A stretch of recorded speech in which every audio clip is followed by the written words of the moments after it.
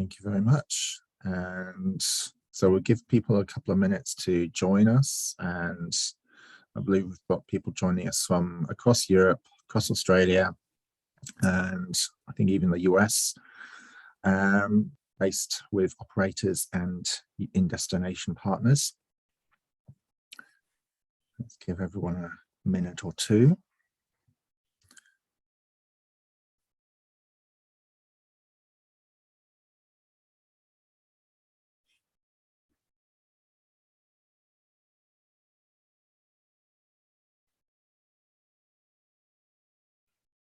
We've already got over 60 participants signed up coming on board, so that's excellent so far. Going up, excellent.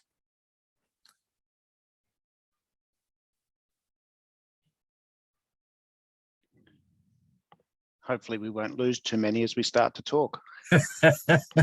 Excellent, no, exactly. I think, well, just to start, basically, the subject of business from New Zealand and Australia and long distance travel to Europe and from Europe, of course, is a long-awaited subject. Everyone's keen to understand very much in terms of how the market is developing. Australia, New Zealand, we've waited a very, very long time, personally, as well as families and travelers in general, to really see the market reopen, and because it is such a close and strong network in terms of long-term travel from Australia and New Zealand. It's one of our Europe's strongest markets. Australians and New Zealanders tend to spend more time in destination, take their time and explore the off the beaten track destinations across Europe more often than many other travelers. So they really make a strong experience out of the tour that they take. And so yes, Australia and New Zealand is very much long awaited. We're coming up to 100 participants. I think we can start just to introduce everyone. Thank you very much, everyone, for joining us today, your morning, your evening, depending on where you're located. If I can start with introducing Tom from Intrepid. Do you want to do a 2-second introduction as well, please? Sure. Good morning, everyone. Good evening. So yeah, my name's Tom Smith. I'm the Regional General Manager for EMEA for Intrepid Travel. Obviously still headquartered in Melbourne, Australia, but a global tour operator and the world's largest adventure travel company. Thank you, Tom. Andrew, I'm just going by my screen here. Andrew, sure. Do you want to just introduce Travel Corporation? Not that it needs much introduction. Yeah, thanks, Jay, and thanks for having me on this morning. I'm Andrew Young, General Manager of Sales for the Travel Corporation tour brands for Oceania, so Australia and New Zealand. And if you're not aware of the Travel Corporation tour brands, Insight Vacations, Luxury Gold, Trafalgar, Cost Saver, and Contiki. So hopefully some of those names ring a bell to many of you on the call. Thank you very much, Andrew. Scott, you're calling in from Melbourne for APT. If you just want I am, Jay. Thank you. G'day, folks. Scott Ellis here from APT Travel Group, so GM of Sales here, representing APT and Travel Marvel. So for those of you not aware of our brands, we specialise in river cruising, but also would extend throughout Europe and do coach tours and rail travel as well. So excited to be on the panel having a good chat today. Thank you, Scott. And Dennis. Hello. I'm wearing 2 hats tonight, or today, this morning. Firstly, CATO, Council of Australian Tour Operators. I'm the chair of that association. We represent the land supply sector here in Australia. And my day job is joint CEO of Bunnick Tours, which is a small group tour operator. We only sell ex-Australia, so within the Australian market, small group tours all over the world, with a large number of tours to Europe. Thank you very much. Thanks, Dennis. Thank you very much standing in for Cato as well. So, and just to introduce myself, Jane Munro Michelle, I head up the tour operator sector within ETOA, particularly long haul. Biggest markets for ETOA at present are North America into Europe in terms of long haul business. However, Australia and New Zealand is very much part of our long-term focus, and certainly for some of our founding members were businesses operating in that market. So, and we're also joined today by Tom Jenkins, CEO of ETOA, who will also be adding a couple of words on the subject of probably VAT registration in Germany, I believe, as well. That will also affect Australian business. Oh, should I just say something very quickly, Jay? Indeed, it's a great honour for me to be here. And as Jay has just said, I mean, Australia has been part of the DNA of ETOA ever since it started. Australia and New Zealand, I should stress. And as Jay said, of the 4 founding members, 3 of them were effectively Australian New Zealand operators in the form of Contiki, Insight, and Topdeck, 3 of the 4. And so we've been looking to source clients from over there for a very, very long time. Thank you. Thank you, Tom. So if we want to start with the first question, I will be asking if anyone wants to, any of the viewers wants to add in the Q&A chats, any questions that you like. We've got well over 100 now viewing. If you have any questions, please do ask them. We may also cover them in some of the questions today anyway. First off, thank you very much everyone for joining us. After 2 very long years, we are now finally in the coming weeks seeing a real rebound of visitors from Australia, and New Zealand's not far behind in terms of weeks. Airlines are of course bringing back routes, flight connections, and travel in both directions is possible. So the question is, I guess, are you as operators seeing a return of demand to a specific range of destinations, or is it a case of pent-up demand and trying to facilitate that travel according to the connections that you can make? Maybe I can start with Dennis from Cato.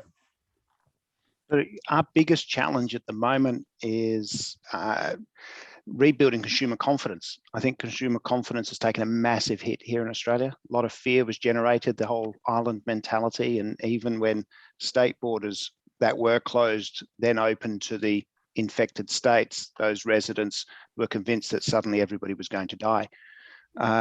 So the challenge for all of us in the industry is, yes, we're seeing demand return, but there's a lot of nervousness, and it's building that consumer confidence, which is probably the bigger challenge. So it's not necessarily specific countries, although obviously, and we'll probably touch on that later, the Ukraine situation is impacting where demand is coming from. But yeah.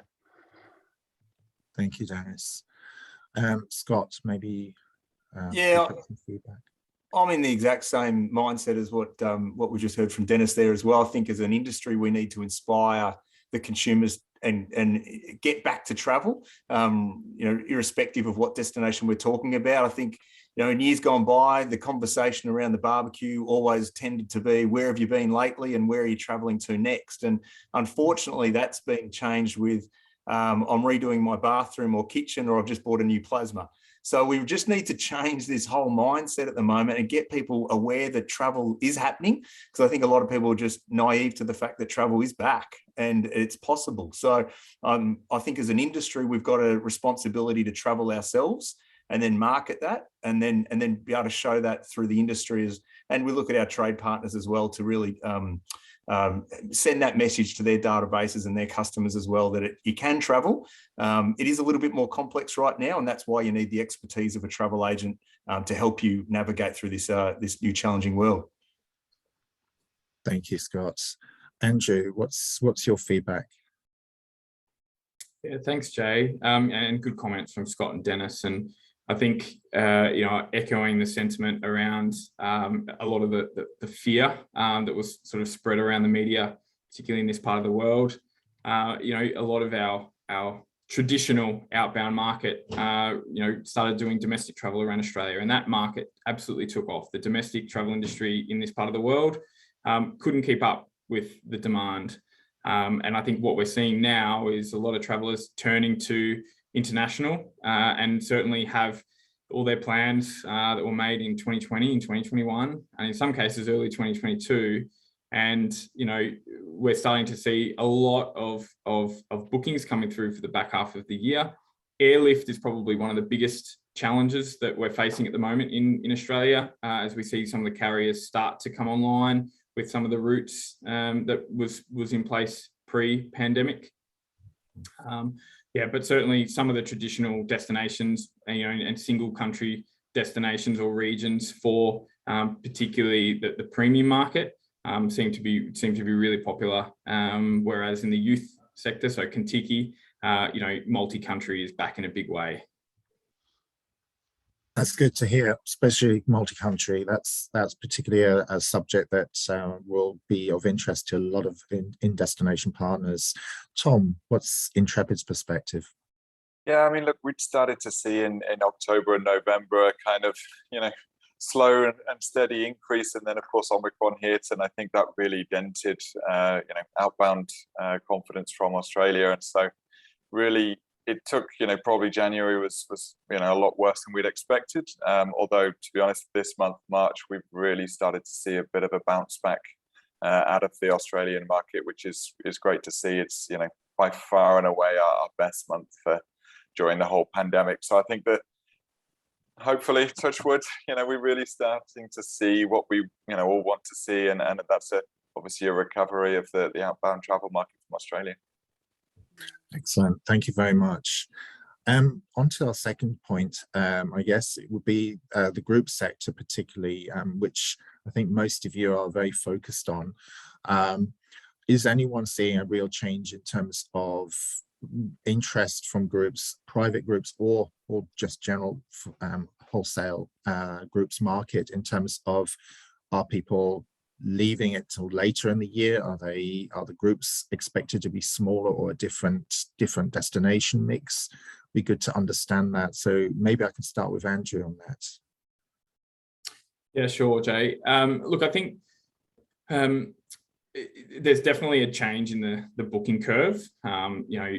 Traditionally, if you wanted to try and book an itinerary in Italy or in Greece or Croatia for June through September, the last week of March, you've got Buckley's chance, because everything's booked out. I think what we're seeing at the moment now is that demand is still coming through. We're still seeing travelers saying, hey, you know what, we see what the situation is here. And maybe a month ago, they might have said we weren't going to travel. And a lot of things have changed in the last 3 to 4 weeks in this part of the world. And we're starting to see those travelers now contact us, and particularly those with travel credits, with disrupted travel, are now saying, yep, you know what, we're going to book for August, September and October seem to be really popular for us, and we're seeing a huge spike in departures in that period. What's really interesting as well, Jay, that I might add, is across the last couple of weeks, we've actually seen the ratio of 2022 bookings versus 2023 bookings increase week on week.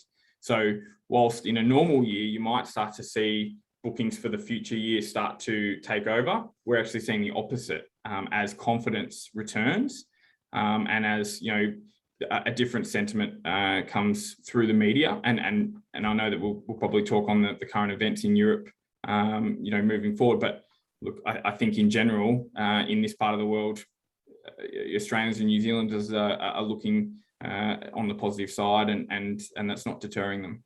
Yeah, that's a really interesting insight. Thank you very much, Andrew. Scott, what's the feedback from APT? I guess our feel within the leisure sector is that all of our brands are really well positioned to leverage off this period where, as I mentioned earlier, travel is a little bit overwhelming. Chatting to people that were considering traveling independently, once they did a little bit of research, they did become quite overwhelmed and it became too hard. So I'm fielding a lot of inquiry at the moment from people that historically may have been more comfortable to travel independently, but they're now saying, just in the short term, I'm definitely going to look at a group environment where I can have a tour director and the specialist associated with the particular business and have that sort of safety blanket, if you like, to help them navigate through Europe. So I think that all brands represented here today are really well positioned in this current market to be able to sell that, I guess, as a real benefit to travellers. We're hearing a lot of stories of people that are travelling trying to navigate and finding it a bit hard. So we're certainly using that where possible to reinforce the benefits of group travel. But yeah, the last 2 weeks for us, probably not as far as the last 4 that Tom talked about, but for us, we've certainly seen an uptick in the last 2 weeks for 22 sales. 23 remains strong for us. Excellent. Thank you very much, Scott. Dennis. Probably we've always been small groups, so group sizes haven't changed so much. What has changed is we're getting far more inquiries for back-to-back tours. And considering some of our European tours at sort of 25 to 27 days, people are choosing to stay away for 2 or 3 months, which is really, really good to see. The decision making is all around where is it safe to travel, and the back end of the year. I think people are nervous more so. They're weary that they don't trust the government. If there's a new outbreak, that borders will close again, as opposed to they're concerned about COVID. That said, I did speak to somebody at a function last night who had booked to travel to Europe in 2 weeks' time, and they had their bucket list and rejigged it based on which countries they would like to get COVID in, or which countries they would not like to get COVID in, and therefore moved the countries up the list. So they are going to Europe as opposed to some other places. But I think it is the second half of the year where we're seeing the numbers starting to come through. First half of the year, very, very soft. And that is because I don't think Australians will regain that confidence until they see other Europeans or other Australians traveling. And that's the frustrating thing at the moment. It's low season everywhere. So there's no photos of people sitting at outdoor cafes enjoying their European holidays. So as soon as the sun is shining in Europe and you're out there on your terraces, please load your social media and get the photos out there as soon as people see tourists enjoying themselves and that Europe is over, rather than at war and in winter. I think it will change quite quickly. Absolutely. Thank you very much.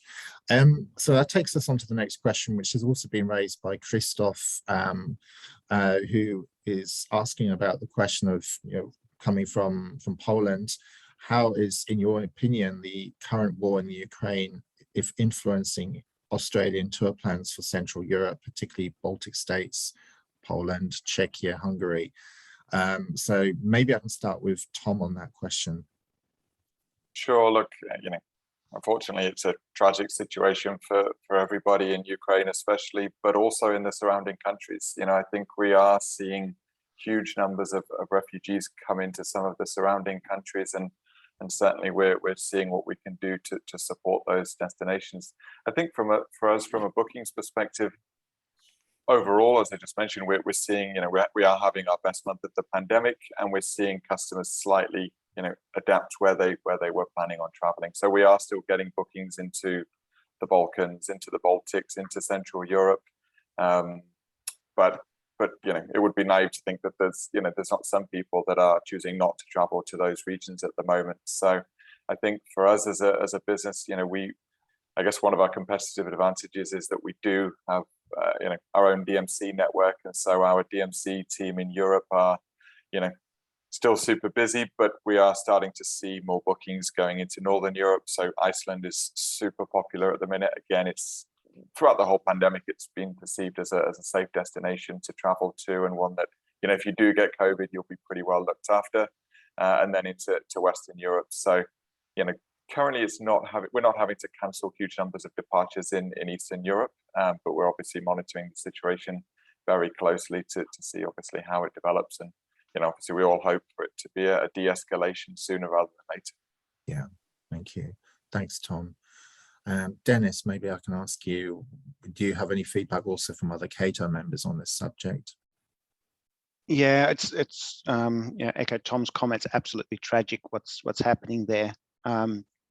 Especially obviously the people on the ground impacted, and then the broader travel industry and all of the people that have been waiting for 2 years for their businesses and visitors to come back to now have yet another blow.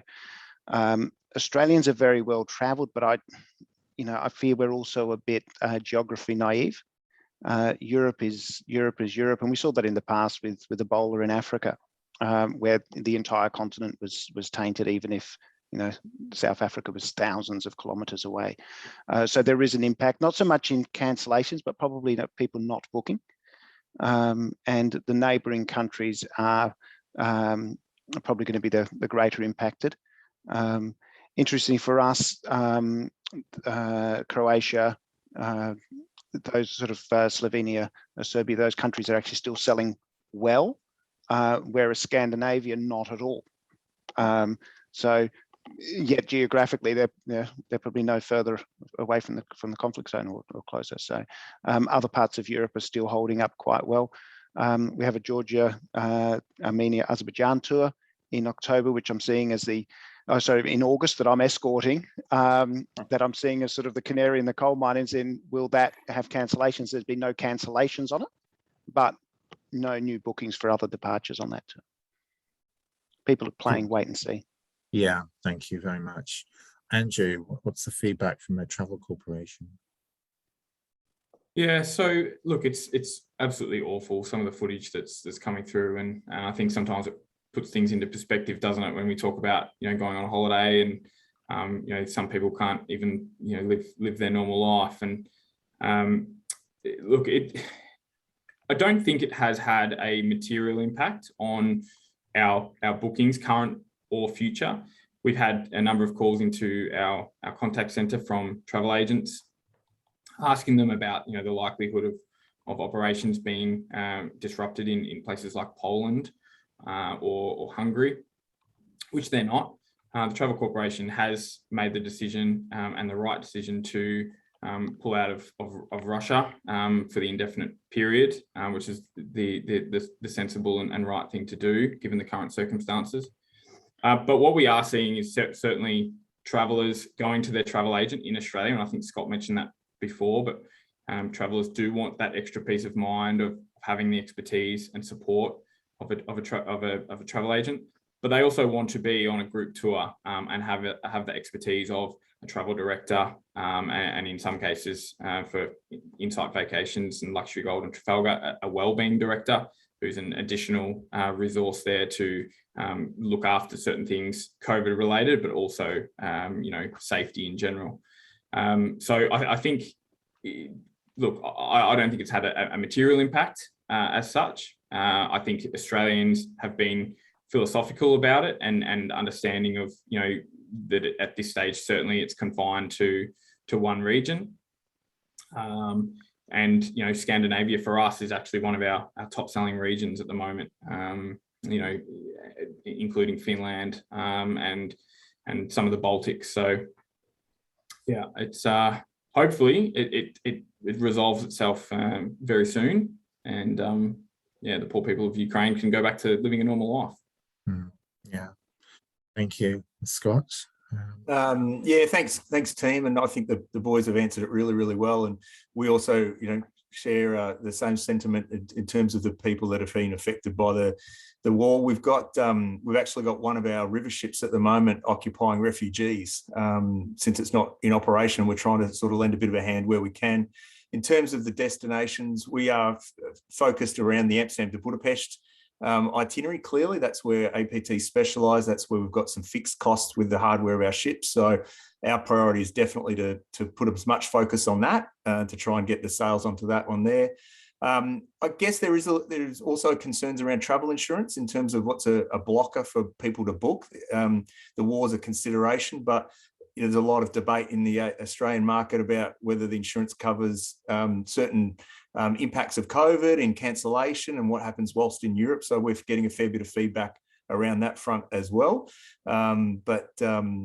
Yeah, we're optimistic that hopefully, and with respect, we're seeing less and less of it on our media I think, it seems a bit insensitive to say this, but, in Australia, once the footy season started, a lot of people are talking sport now, and that's sort of getting a lot of the bulk of the media. Even Will Smith, dare I say it, got a bit of media yesterday, so that sort of pushed any other conversation out of it. So I think the less that we see of it on TV, maybe the more naive we are to the impacts, but it's sort of a little bit of out of sight, out of mind. Tom, did you have some thoughts that you wanted to share with the panel as well? It says to me that I think that the panel's done a brilliant job of explaining that the perception of this, notwithstanding assumptions of geographical naivety, the perception of this is a contained problem. Certainly in North America, which is the other great sort of benchmark of demand, we see no cancellations as a result of this. By no cancellations, obviously, tours going to the Ukraine and Russia have suffered and have been cancelled. But in broad terms, and undoubtedly, there has been some attrition in the neighbouring countries boarding this conflict. But in broad terms, we've seen no dilution or diminution of demand for Western Europe at all. And so, to a certain extent, this is quite heartening. It's a strange word to say in the middle of a humanitarian crisis, but from a tourism point of view, demand is holding firm for Western Europe, and I think, I think this is good, and I think it's good even given the somewhat gloomy prognostications we're getting that what we're looking at is a fairly long-term problem in Ukraine. If we can contain it, then we've still got a business, and that's what we need. Thanks. Just want to add to that, briefly. Yesterday I was on a call with some, the local tourism association of Moldova and a few other neighboring countries, and it's amazing. Just want to highlight the work that a lot of tourism businesses in those countries are actually doing to try and support, some of the refugees, some of the people coming over. And actually, what they were saying was, we need support. We want you to be sending us customers, travelers to help our industry recover over the last 2 years, but also a lot of these, smaller to medium-sized, either tour operators or accommodation suppliers are actually taking in refugees at their own cost. There's not government support. And so I think as an industry, of course, where it's safe and realistic to do so, we actually have a sense of responsibility where we should be trying to support these destinations, help the tourism industries recover, and obviously play our part by trying to give a realistic picture of what's going on, but also, giving a sense of optimism that these countries really could do with our support at the moment. Absolutely. Thank you. One of the questions that's just been raised is what kind of information should DMCs or in-destination partners provide to Australian and New Zealand operators in order to help motivate the clients to travel? What is their role in this? So I guess, Dennis, you've already raised the issue that we need more images of people enjoying life in the sunshine, and really highlight that's the reality that it's not the images of March 2020. Maybe I'll start with you, Dennis. What would you like to see more of from European partners? Certainly the information around reducing protocols and stuff is really important. So anything that reduces the requirements on tourists, as well as, again, images of people enjoying themselves. Spring especially, beautiful flowers out throughout Europe. Let's celebrate the dawn of a new season and a new tourism year. So that and just the information flows around any changing protocols. There is quite a significant difference between different parts of the world and different countries with their protocols. Even here within Australia, lots of states have different requirements.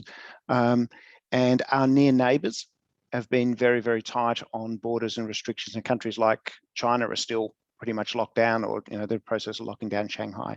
So the more that Australians understand that Europe is open for business and that COVID is not going to impact their holiday like it would have last year or previously, the better we can sell the destination and reduce this fear. Thank you, Dennis. Andrew, what you've obviously got a very strong network across Europe, but what would you like to see more from the destinations or from European partners? Yeah, look, as Dennis says, having a positive image of Europe is certainly something that we'd love to see more in both media, social media around Australia, because I think that creates advocacy for other travellers saying, hey, look, I can see other people are doing it, rather than people saying, you know what, we're just going to wait for everyone else to go over and come back, and if everything's okay, then that's when we'll feel confident to do it. But I think what's been really difficult throughout the pandemic is the ever-changing regulations, guidelines, and governments have been working tirelessly to update and to be as clear as possible. But unfortunately, what we found on the other side is it's not that easy often to interpret different rules, and I think that's where DMCs can assist us to interpret those and just give us some insider information. I think 10 years ago traveling, it was you sort of wanted to know how to get your cash or your SIM card, whereas at the moment it's all about the apps. What apps do you need to get into a certain destination? Do you need to do check-ins, etc., and that's what our travelers are asking us. And if we don't know the answer, it's very difficult to placate them to make them feel at ease if they don't feel like they've got all that information. And a lot of that as a tour operator, we can't provide it unless we've had that information given to us through our operators, through our DMCs. Yeah, absolutely. Scott, what's your feedback on that?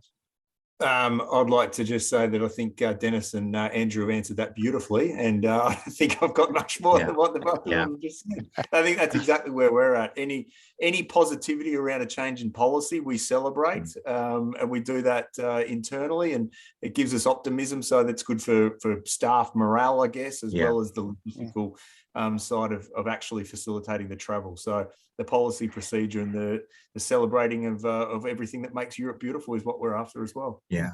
If I can just add to that, the concerns around COVID are all pre-travel. Yeah. Right? Now, understand that everybody listening in Europe is over COVID. You've been living with COVID normal, and it's no longer part of your daily life. For the Australians here that are booking their travel, it's one of their concerns. So they need to be informed before they go, and a lot of the information and the protocols and stuff that we're putting in place 3 days into the holiday, the clients are not even going to be thinking about that anymore. They're going to be enjoying their holiday. But now during that booking process, that's when that information is important. Yeah. Yeah. Thank you. And Tom, you've got Peak DMC network as well, supporting you on that side as well, I guess. Yeah, I've got to be honest, I feel very fortunate to have, our own DMC network. And, it's the case of, picking up a phone and speaking to one of the guys on the ground. And, if there are new regulations, we've got, all of our leaders are local. So I think that really helps. And I think the other thing that's probably helped us is that, pre-pandemic, about 50% of our customers were Australian, about 25%, UK, Europe, and about 25% North American. Of course, over the last year, that's shifted, hugely towards more North Americans, more Europeans, and a lot less Australians. But what that's actually allowed us to do is we've still been running tours. We've got tours on the ground right now in, a whole heap of European countries, including some kind of towards Eastern Europe, Czech Republic, Austria, those kind of places. And so that's really helped our learning. And also, I think, talking about, to Dennis's point about, Australians starting to see other people traveling, I think, with our tours running, I think when you have been on an Intrepid tour, you meet people from all over the world. And so, I hope that those connections still exist on Instagram or Facebook or whatever. And they, our Australian customers are seeing North Americans travel or are seeing Europeans travel and saying, okay, it's possible, it's realistic, yes, it might be a little more difficult. I traveled to Australia a few weeks ago to meet with the team, and yeah, it's, it is a little nerve-wracking. I needed, 4 documents, I think, my vaccine proof and my negative test, and yet there is a lot to think about, but it is possible. And certainly, I think Australian customers seeing other countries' customers traveling, seeing that it's okay. If there are situations that occur on the ground, we will deal with them, and you will be safe, and you will get back to your home. I think you know, we're going to start seeing a lot more people travel, because the rest of the world, like I think it was Andrew mentioned, you're right, we have been living with COVID. We've kind of had to mitigate it and live with it rather than try and avoid it. ETOA have been obviously very involved in trying to keep members and businesses across the globe informed of the constant changes that everyone has experienced. I don't know if Tom wanted to give a little bit of feedback on that as well. We've been very much part of the discussion forum at an EU level as well, and national levels, to give feedback of what operators need and clarity and so forth. Tom, maybe you wanted to add to that. Well, thank you, Jay. I mean, if only I could give you a clarion call of quite how simple it all is. The answer is it hasn't been simple at all, and everybody on this webinar will know that we've been witnessing countries reacting, certainly at the height of the crisis, with almost unique self-isolated interest. I mean, barriers were erected in Europe where no barriers had been before. These are all dropping. I think the points being made up until now are valid, that when they're on holiday, it's a holiday, and you really shouldn't have to worry at all about testing or borders anymore. There are one or two hiccups which you will be aware of, and you can look at our website for information for that. There is also was established in conjunction with Cato, the Canadian Cato, not the real Cato, of course, from Australia, but the Canadian one, and USTOA. There was something called the Tour Care Program, which was a series of protocols for operators that they could point to, and of course adopt if customers were concerned. And I would, welcome. You can use that, you can adopt it, you can be part of it. There's no problem. But that's all there. I think in general, the news is that this is ceasing to be news, and we can move forward on it. Though I have to say, Dennis's point made at the beginning of this webinar was brilliant. I've heard, and frankly, been rather skeptical of wellness tourism, which everyone has been talking about now ad nauseam for the last 20 years. I'm thrilled to hear of an illness tourism. Come to Europe, it's a great place to be sick. But I think we may draw a veil over that. It has the virtue of novelty, I have to say. That's the good news as a slogan. Jay, over to you. Thank you very much, Tom. Couple of the viewers have also been asking the question of what the 22-23 winter season, European winter season, looks like for operators. You have, I think, covered in previous comments that I think, Andrew, you particularly raised the point that next year's season looks already like it's picking up quite fast, particularly on the group side. Maybe you want to elaborate on the winter season as well, Andrew? Yeah, look, at this stage, the bulk of our bookings are coming for the back end of the summer period. I think typically Australians do travel to Europe for the peak season summer, so August, September. But I do know October is looking quite strong for us, in comparison to August and September, which is not normally the case. It's actually outselling August and September with some brands. So I think what you'll see is, and certainly what we're seeing is a lot more demand for the shoulder and the back end of the summer period. And I think once we start to see some of that content on social media and people back in Europe, that will drive a lot of awareness again for Europe, that inspiration phase, and people will say, well, you know what, we've only got holidays in winter time, which is our Christmas season, December, January. And we will start to see those bookings coming through again. The Christmas markets was always a really big draw card for a lot of our travelers, particularly across Insight Vacations and Trafalgar. So we are already anticipating that they will be, again, top sellers for us, sort of coming into that December period. But I noticed there's a couple of comments there around Scandinavia. Certainly the Northern Lights was a really big draw card pre-pandemic. And places like Iceland and right across Scandi. I see a comment about Norway. We've got a couple of new Norway itineraries actually that are launching this year.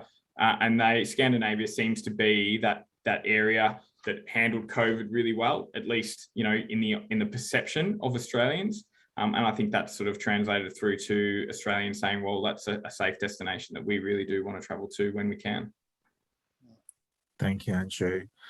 Scott, what's the APT feedback? Yeah, the what we're feeling right now is that 23 is still hotter than 22. Having said that, for bookings for 22, we've got the same sort of booking pattern as what Andrew's talked about. So that August to October appears to be the sort of period that most people are looking at committing if they're looking at 22 travel. But we would expect that the Christmas markets, cruises for us as well, will be in hot demand, I guess. Probably there's no huge urgency right now for it, but we would suspect in the next couple of months that will be the next destination to really look for. Yeah. Dennis? Yeah, for us, well, for Cato members, there are a number of Cato members involved in the ski market. Desperately looking forward to the next European winter. They've missed out on 2 now. So there's a lot of pent-up demand. So I think the ski season will be massive throughout Europe. And yes, the operators in the Christmas market are looking for a very, very strong 22-23 winter. Again, because of that pent-up demand, and also because by then Australians will have been travelling for 6 months.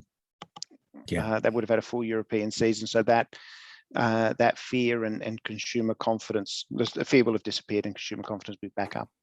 Yeah, Tom, your thoughts? Yeah, I mean, look, I guess Intrepid's always gone out with, or at least certainly over the last few years, you know, a pretty strong message around trying to combat some of the negative impacts of over-tourism. And so kind of one of the ways that we were doing that pre-pandemic was to try and put more winter itineraries on, or you know, in those destinations that, you know, you wouldn't classically consider as winter travel destinations. So I think we probably will start to see that again. Iceland has been super popular for us over the last kind of 4 or 5 months or so over the winter season. And as a couple of the guys have mentioned, you know, the Europeans, you know, Central European Christmas markets as well have always been pretty popular. So I think we are starting to put more winter departures on, or more out of season departures on. You know, see there's a comment in the chat around kind of Turkey, and, you know, Georgia, Romania. Obviously we have to be conscious of what kind of travel. You know, we've generally speaking, we've seen an uptick in kind of bookings into active travel. So, you know, cycling and hiking, obviously in a lot of places where we do that during the summer season, it's just not feasible to do that during the winter. So, you know, it's not to say that, you know, any type of tour is possible in out of season, but we are starting to see more customers booking. And I think the other thing is, and this links to another question in the chat, is, you know, about demographics. We've started to see, you know, it's actually the older demographics that have started to recover quicker for us than the younger demographics. And I wonder whether that's economics. You know, I think a lot of younger people have probably felt certainly in Europe, have felt some of the more negative impacts of the COVID pandemic economically, whereas, you know, a lot of older people, you know, maybe they'd already retired, or they, you know, didn't have a mortgage to pay. They don't necessarily have to worry about some of the you know, the cost increases that some other people are seeing. And so we're starting to see that coming through in terms of our booking, the older demographic recovering quicker. It may also be linked to the fact that we've launched the new range of premium tours this year, and that's certainly attracting an older demographic as well. Very interesting. Andrew, maybe you want to touch on that subject of demographics with the different brands focused on different age ranges, perhaps a little bit more. Yeah, absolutely, Jay. And certainly interesting, Tom. I mean, I in our business, certainly Kentucky is going really well. And what we're seeing is the youth, you know, particularly that 18 to 35 sector, is by far and away the most resilient traveller. They've been starved of their most important, you know, aspect of traveling, and that is making meaningful connections. So they have a real drive to get back out and to meet both, you know, people on their tour, but also locals in destination. So what we're seeing in that youth sector, and I think someone mentioned it before, we're seeing longer duration trips. So our longest itinerary, which is an ultimate European, starts and finishes in London, 45 days. That's been one of our top sellers, would you believe? And I think what it comes down to is the stage of life for young people. You know, they're either traveling in between high school or secondary education and tertiary education, or between tertiary education and their career, or, you know, their career and starting to, you know, settle down. So for them, you know, travel sort of has to be done in a certain window, whereas, you know, once you get into that more open age market, I think a lot of people there are saying, well, you know, we've got quite a number of years, we're retired, you know, we can sort of kick back and just see how things go. But certainly, you know, what we're seeing, Tom, out of here is the youth are ready to go.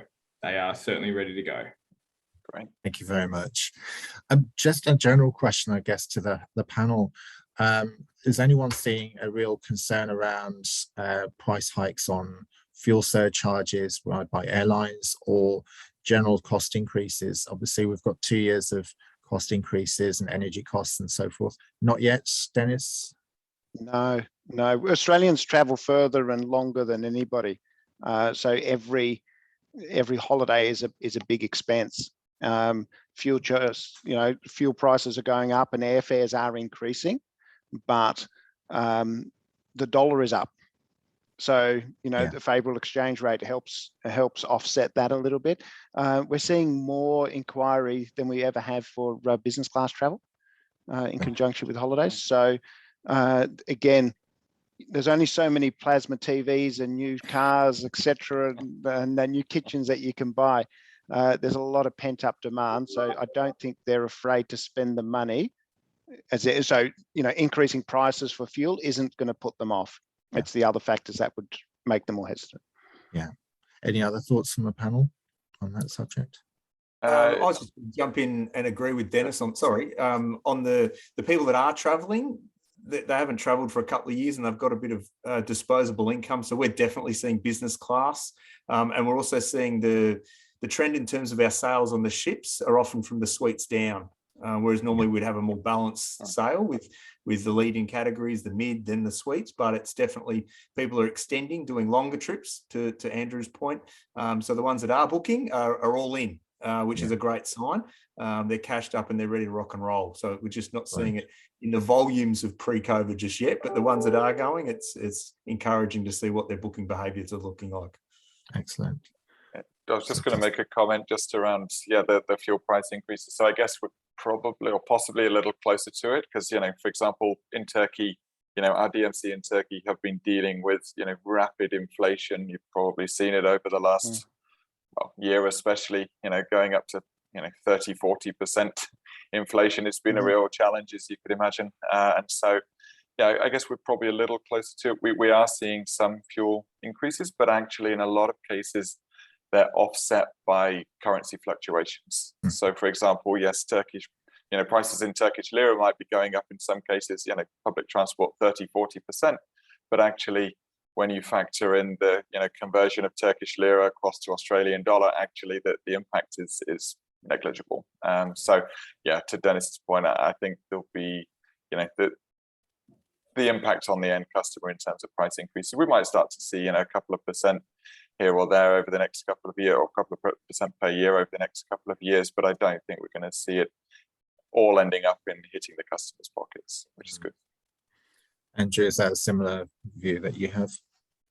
Yeah, that's right. At this stage, no material impact, and you know, I'm sure it will be potentially down the track, but not at this stage.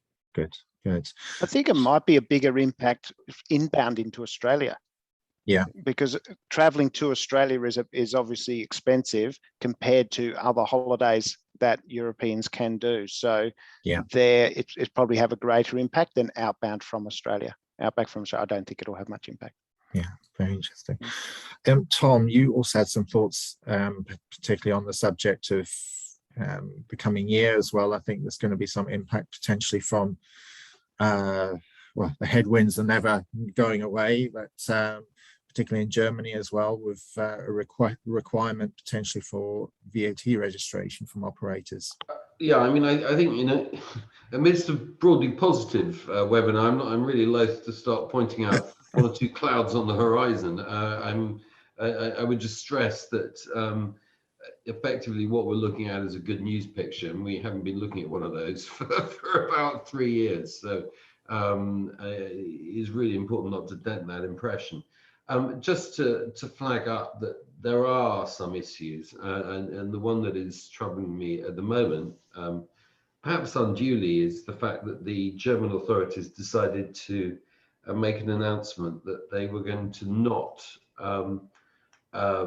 they were not going to allow non-EU operators to function under the tour operators margin scheme.